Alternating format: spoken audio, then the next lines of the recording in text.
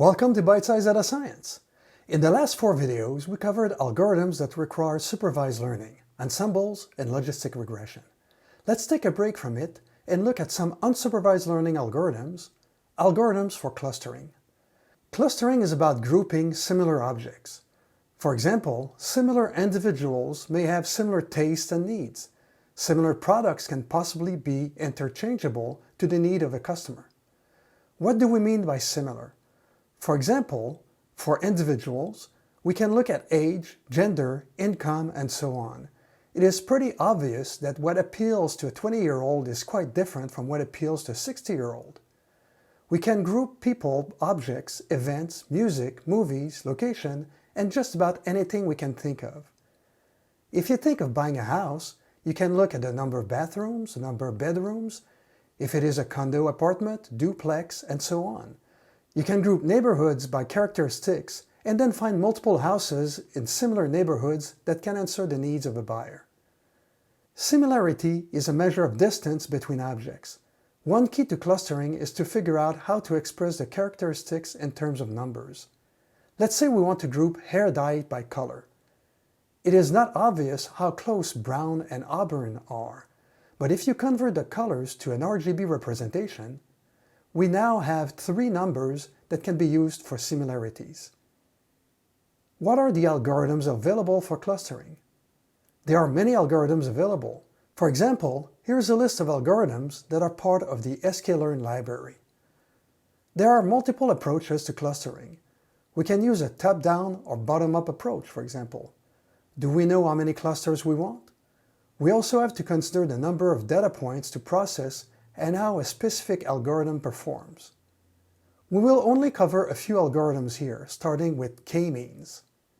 K-means is probably the best-known clustering algorithm and probably the easiest to understand.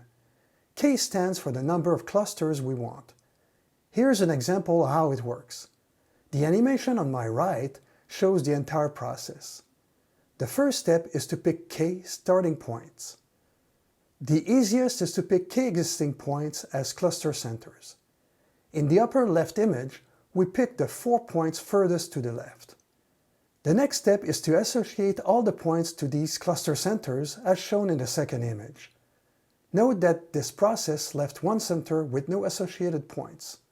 Once this is done, we recenter the clusters and repeat the process until a number of iterations is done, or if the center movements are below a decided threshold. The choice of starting points impacts the result, so it makes sense to repeat the process with other centers. When we looked at the starting image, we may have visualized different clusters than the ones we ended up with. How do we decide on the number of clusters?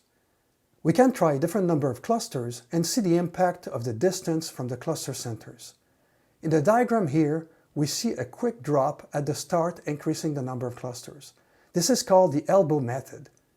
We pick a value where the curve eases. Another approach is to build the clusters from the bottom up. The diagram here shows a number of clusters and how they would group to reduce their numbers. This was done using the agglomerative clustering algorithm. The bottom layer at the right of the diagram shows 50 clusters and how they would group together to merge together. The last algorithm I want to mention is Dbscan, which stands for Density-Based Spatial Clustering of Applications with Noise. With this algorithm, we can eliminate outliers so they don't impact our clustering. The image on my right shows 2 clusters. Each cluster differentiates between the readings that are in a dense or core area and the ones that are still part of the clusters but are not part of the core samples. Finally, we see the outliers values, the gray dots, that are not part of a cluster and are considered noise. The number of clusters is automatically decided based on the density parameters. In the next video, we'll see a use case application of these algorithms. See you next time on Bite-Sized Data Science, and don't forget to subscribe.